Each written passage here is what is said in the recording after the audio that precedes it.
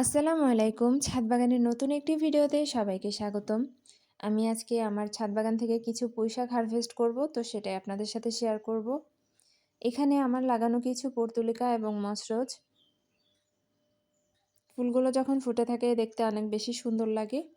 আর এই যে হলো পুঁইশাক, মাশাআল্লাহ অনেক সুন্দর তরতাজা এই পুঁইশাকগুলো আমি এখন আমার প্রয়োজন মতো তুলে নিব। এই পুঁইশাক গাছে তেমন কোনো পোকামাকড়ের আক্রমণ হয় না বিধায় তেমন কোনো কীটনাশক স্প্রে করতে হয় না।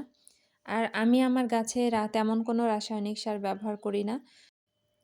যেসব গাছে পোকামাকড় আক্রমণ হয় সবসময় সেসব গাছেই শুধু রাসায়নিক কীটনাশক স্প্রে করা হয়।